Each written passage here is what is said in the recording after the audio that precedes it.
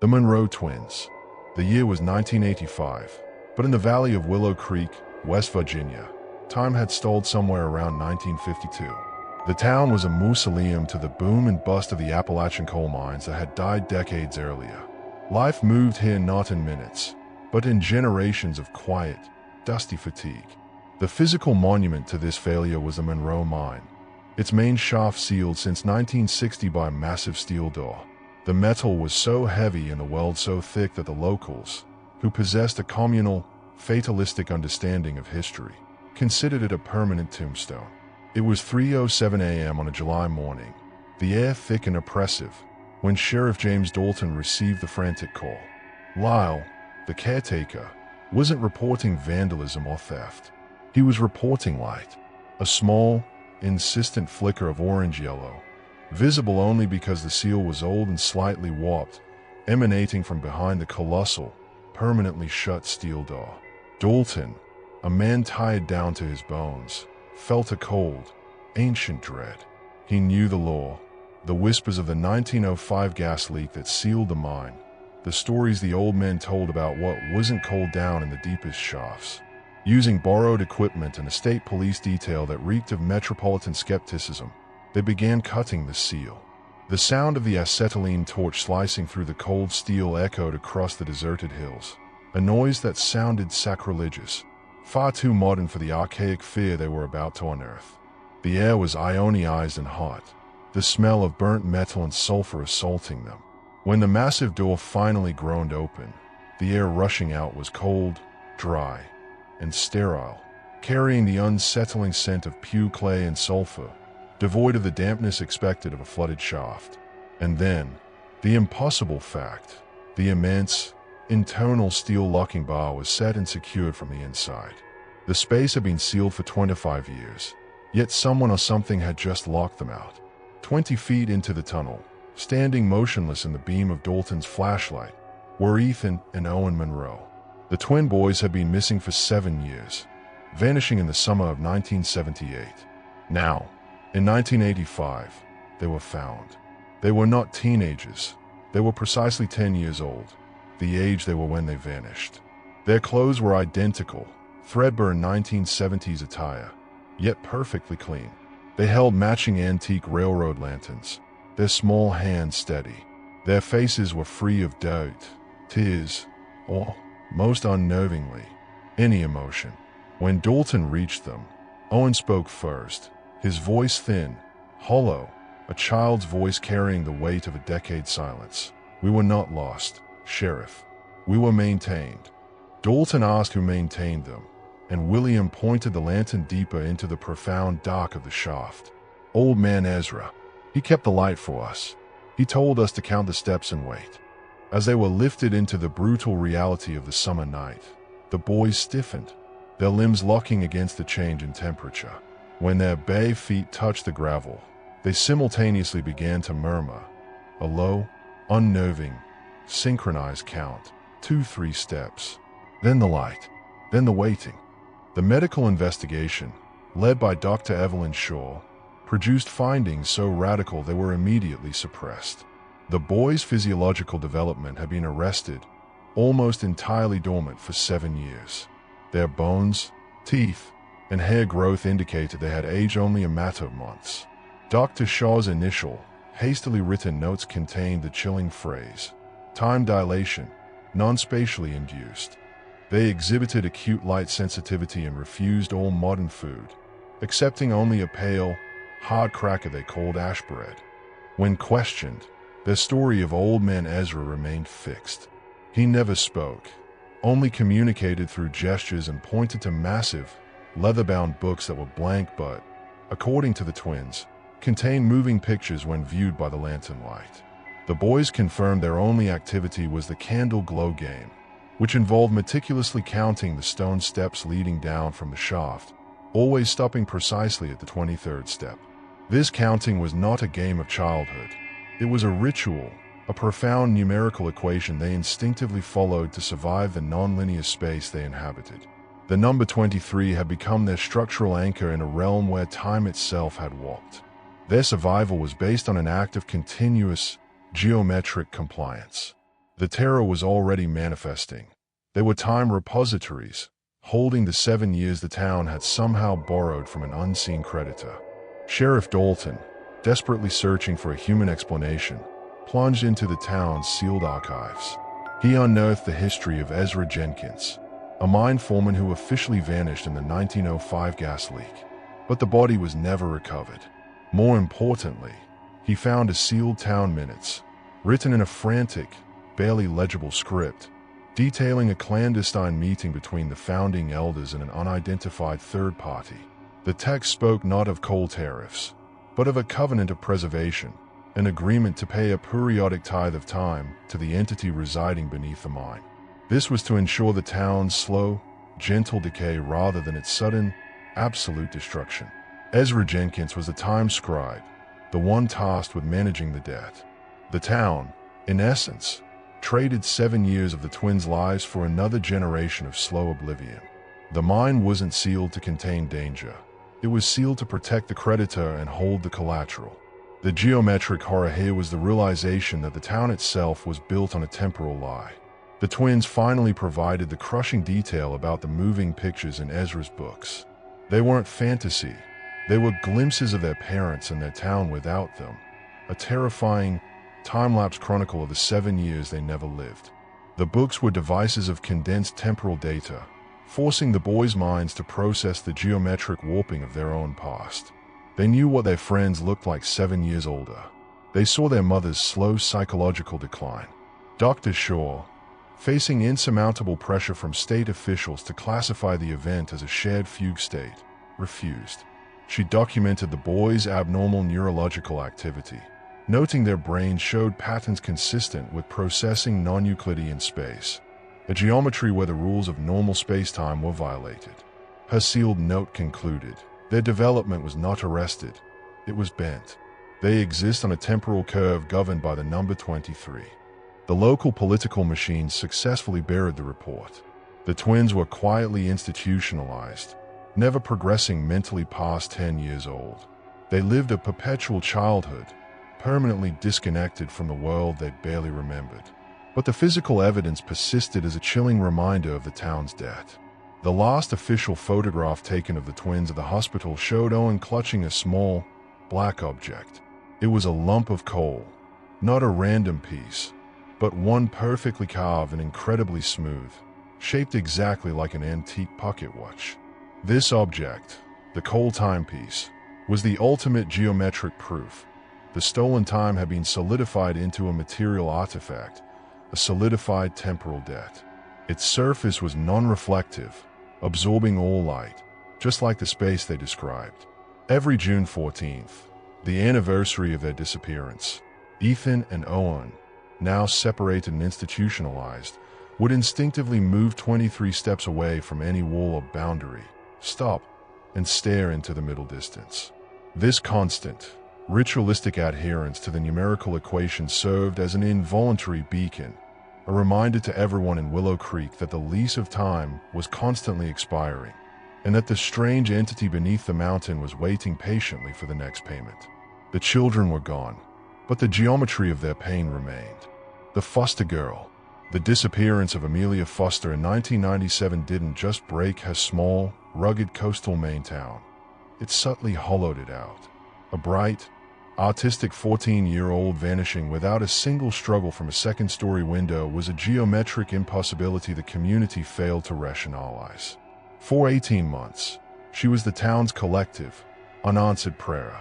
Then, in the dense, freezing pre-dawn hours of 1999, she appeared. She was discovered 100 miles north of her home, standing motionless at the very edge of the derelict Black Point Pier, a wooden structure so old it seemed to be weeping under the perpetual assault of the Atlantic. Amelia was wearing the same white linen dress she had worn the day she vanished. The dress was saturated with moisture, yet was perfectly, impossibly clean. There was no trace of mud, salt spray, sand, or seaweed. Only the unsettling, sterile smell of fresh water and deep cave moss. The air immediately surrounding her was measurably colder than the coastal humidity. The fisherman who found her claimed she looked like she'd just stepped out of a bath, her skin unnaturally pale, almost luminous, without a single wrinkle or sign of exposure. When the officer asked her where she had been, she answered, her gaze fixed on the dense, swirling fog bank settled over the ocean. "I finished my work." Thomas needed the drawing to be correct before the next phase. Medically, Amelia had aged normally, but she was profoundly altered. She exhibited acute, physical terror at the sound of ships' horns and the scent of salt water. Her account of the missing 18 months was delivered with the dispassionate precision of an architect. She claimed Thomas, her captor, was a kind, quiet man with hands that always felt cool and perpetually damp. He took her not far geographically, but beyond the fog line, to a place he called the house that never gets wet.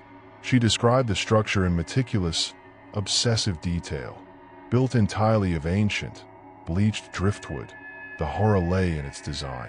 Every horizontal surface in the house, floors, shelves, tables, was perpetually and structurally tilted at an angle of 23 degrees.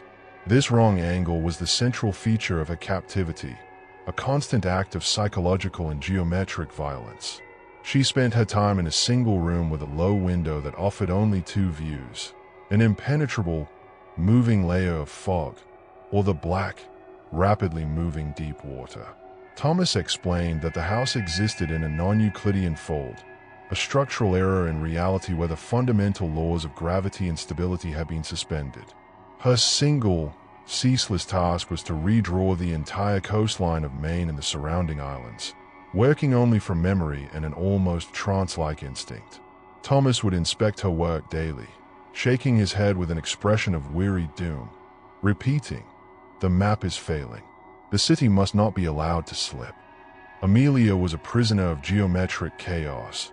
Her mind was being recalibrated to accept and function within a reality where flat, stable surfaces were a lie. Her body and mind had been forced to process 23 degrees of eternal tilt.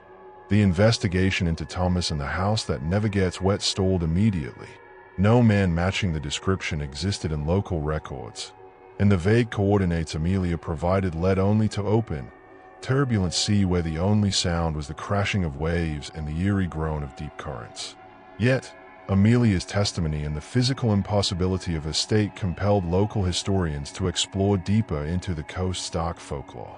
They uncovered the legend of the Twin Islands, two landmasses that were prominently featured on nautical charts from the 1890s before vanishing entirely after the destructive Great Storm of 1901. Local fishermen believed the islands were not sunk, but spatially folded into the sea, trapped between the planes of water and air, forming a mirror city where the natural laws of the surface world were perfectly inverted. This mirror city, Thomas had explained, was a critical geometric anchor, preventing the entire eastern seaboard from slipping into the older, crushing abyss of the deep sea. Thomas Vance, her captor, was a descendant of a lighthouse keeper lost in the 1901 storm, a keeper who, legend whispered, remained to perpetually guard the mirror city's unstable boundary. Amelia's 18 months were spent trying to correct the fundamental flaw in the original colonial map, the geometric miscalculation that caused the islands to fold in the first place. She was drawing a desperate defense mechanism. She was released because Thomas recognized a critical, final structural flaw in her penultimate drawing, forcing her to verify the coastline with a fresh perspective before the city slipped for good. In her pocket, investigators found her final masterpiece, an incredibly detailed map of the Maine shoreline, drawn on paper made of rare, black, fossilized deep-sea algae. The geometric horror was complete. Every feature on the map, every dock, every church steeple, every coastal boundary, was drawn upside down, a perfect, flawless inversion. The drawing was too complex to be the work of a traumatized teenager. It was the work of a seasoned cartographer mapping a precise reflection of a non-Euclidean fold. Amelia, unable to reconcile her memory with the map's inversion, now suffered from an acute, crippling phobia of any flat, stable horizontal surface. She lived in constant fear of the tilt and the slip. She knew she was a courier for a terrifying truth. The line between land and sea was not stable, and the mirror city was waiting. She had become an unstable geometric anchor. She was eventually institutionalized, but the photograph of the inverted map remains. The final, unsettling postscript came from the Geological Survey. Satellite data taken in the early 2000s over the site of the Twin Islands consistently showed a minute, inexplicable, 23-degree deflection in localized gravity readings, a constant, structural reminder that the house that never gets wet, and the city it guarded, were still there, still anchored by the knowledge contained in one girl's perfect, inverted drawing. The coast was safe, for now, but only because Amelia had successfully mapped its inevitable, upside-down reflection. The Sterling Boys. The Nebraska prairie surrounding the Sterling farm in the late 1940s was defined by its relentless flatness, its overwhelming sense of space, and its persistent, inexplicable chaos. The annual crop failure. For 3 consecutive years leading up to 1950, the vast cornfields had withered, yielding nothing but dry, useless stalks, a systemic blight that local agricultural experts could not explain. It was into this landscape of dust and spectral failure that William, 13, and David, 8, Sterling vanished during the late harvest of 1950. They were gone for 4 days, a period that felt like a temporal eternity to the frantic community. They were found exactly where they disappeared, dead center of the largest, most afflicted cornfield, standing motionless, facing east. Yet, they were strangely immaculate, their clothes dry and clean, free of dust or dehydration. More disturbingly, the corn stalks immediately surrounding them had visibly recoiled and withered away, creating a small, brown, perfect circle of barren earth around their feet. This geometric anomaly was the first clue. A non-natural boundary had been established. When their father rushed to them, William turned and spoke, but the sound that emerged was not English. It was a rapid, complex stream of articulated syllables that seemed to lack all human vowels and consonants, delivered with the mechanical, high-velocity cadence of a technical report. It was the sound of data being transmitted, not a human being communicating. The boys were quickly moved, and their appearance immediately drew the attention of the federal government, who deployed linguists and military intelligence officers, fearing the language was some new, advanced Soviet encryption. Dr. Elias Vance, the chief linguist, classified the speech as transpositional acoustics, a language that followed rigid, mathematical, and structural rules rather than biological or phonetic ones. The boys refused to speak English again, communicating only in this strange, metallic tone. When the language was analyzed by early computer systems, certain repeating phrases were isolated, their meaning horrifying in its context. The low sky is hungry, and data harvest is complete, structure maintained. Under intense, highly classified questioning, the core of their testimony was translated based on repeating symbols and shared physical tics. They were not kidnapped. They were collected by the low sky, a silent, atmospheric presence. Their destination was a small, temporary structure formed by compressed, ionized air in the upper field, a structure they called the Glass House of Angles. Here, they were forced to participate in the data harvest. Their overseer was the tall, thin sister, whom they described as a shimmer of light and shadow, constantly humming and vibrating, communicating through fluctuations in air pressure and subtle changes in the room's ambient geometric pressure. The boys spent their missing days not sleeping or eating, but reading from metal books, thin, light plates covered in infinitesimally small etchings of code. Their task was to absorb and translate this incomprehensible data. The knowledge they were counting was not philosophical or spiritual. It was highly specific, technical projections, the estimated lifespan of a local aquifer, the trajectory of incoming jet stream anomalies, and the failure rates of newly developed solid-state electronic components. The children had been turned into living data processors for non-human intelligence, forced to encode information with their very consciousness. The military's focus immediately shifted from Soviet espionage to the terrifying possibility of non-human psychological interface. The key to understanding the entity lay in the land itself.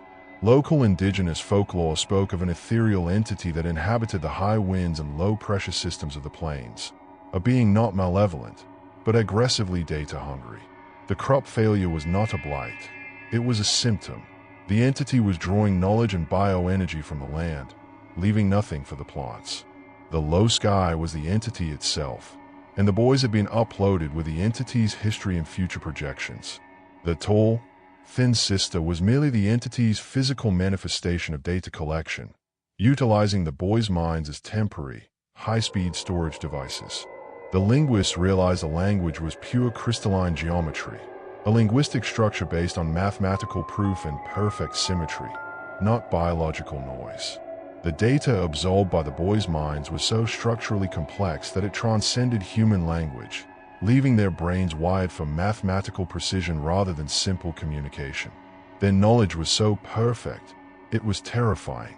The geometric horror was confirmed by the land itself. The boys' return coincided with a sudden, immediate spike in the farm's soil fertility. The entity was satisfied with a harvest and had temporarily retreated. The federal report was classified top secret, non-human psychological interface. The government was not concerned with the boys' trauma, but with the unstable data they possessed. The boys were separated and institutionalized, forced to undergo continuous study. They were now speaking a language of structure and data, not emotion. The final, damning piece of physical evidence was small but irrefutable. Clutched in William's palm were 3 kernels of corn. They were black, petrified, and impossibly hard.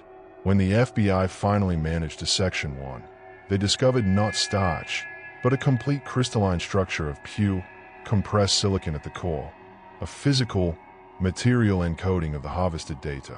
This was the crystalline geometry they had spoken of.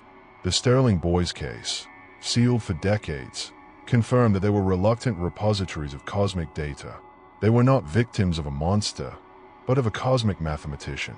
To this day, both boys, now elderly men, live in state care, their faces expressionless, their hands constantly drumming a complex, syncopated rhythm on any available surface. That rhythm, Dr. Vance concluded, was the transpositional acoustic encoding for the phrase, "Data harvest complete." The low sky awaits. The Dalton girls, in the remote regions of Holland, Kentucky, deep in the Appalachian Mountains where the landscape is hostile and secrets are easily buried, stood the Dalton homestead. It was here, in the cold summer of 1963, that Charlotte, 12, and Daisy, 8, Dalton vanished from the family apple orchard. The disappearance occurred precisely at 2:23 a.m., an unsettlingly specific time. The only trace left behind was a crumpled piece of paper caught in Daisy's bedroom window, a highly disturbing sketch, a door with 3 distinct handles, drawn in a perspective that was geometrically impossible. For 11 years, there were no leads, only whispers of a primal entity in the forest that claimed children who yearned for escape. They were discovered on a Tuesday morning in late September 1974. They were standing barefoot at the edge of a county road, holding hands like 2 puppets who had just been placed there. Their clothes were threadbare and archaic, but their hands and feet were clean, and the expression in their eyes caused the entire town of Holland to recoil. A truck driver, the first to find them, testified that their eyes looked as though they had seen something God himself had turned away from. The Dalton girls were back, but they brought with them a terrible, structural secret. When they finally spoke, their testimony was delivered in perfect unison, a haunting choral statement that defied separate analysis.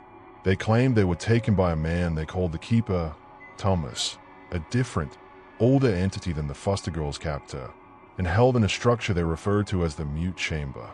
The chamber was not a room but a geometrically impossible box-like space where no sound could resonate or survive. Inside, Thomas communicated not through voice, but through angular instruction.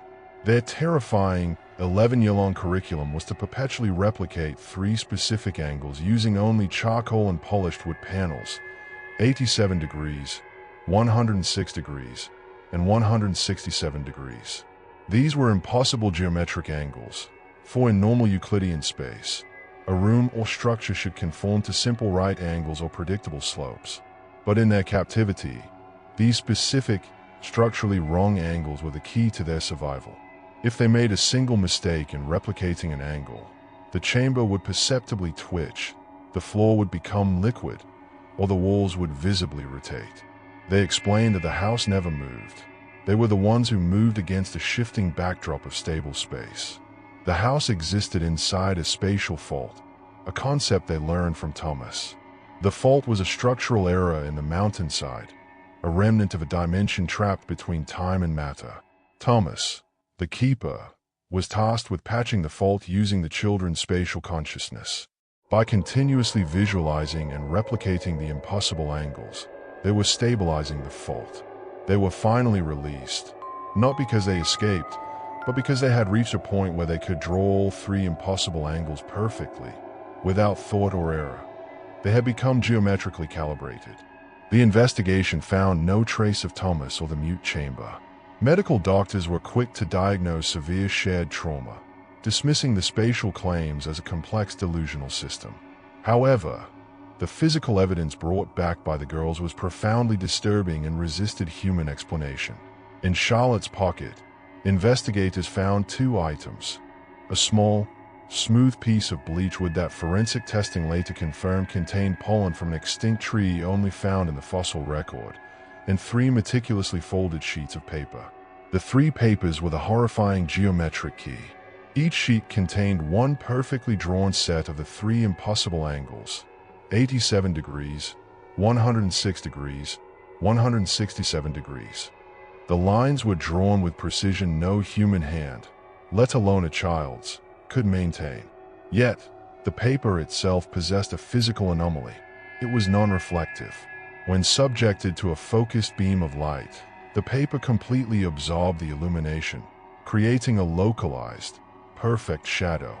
Dr. Vance, the same linguist who studied the Sterling boys, theorized the paper was spatial absorption material, a substance from the trap dimension itself. The ultimate horror was contained in Daisy's final testimony. She explained that Thomas had not needed them to stabilize the fault. He needed them to replace him. Thomas had held them for 11 years because he could no longer bear the constant, psychic pain of perpetually visualizing the wrong angles. When they returned, they were the new keepers, mentally calibrated vessels for the geometric horror. Thomas, the old keeper, was finally free. The Dalton girls were released, but they never adapted to normal life. They developed a crippling phobia of locked doors, like the one in the initial sketch, and any geometrically confusing structures, such as spiral staircases. They were often found in the corners of rooms, instinctively tracing the impossible angles on the walls with their fingers. Most terrifyingly, they would never speak into a telephone or talk in a quiet room, terrified of re-entering the mute chamber where sound was annihilated. They knew the old Thomas was gone, but the new Thomas, their collective, calibrated consciousness, was now hardwired into the spatial fault. They were the passive anchors, condemned to maintain the stability of the non-Euclidean fold in the Appalachian Mountains.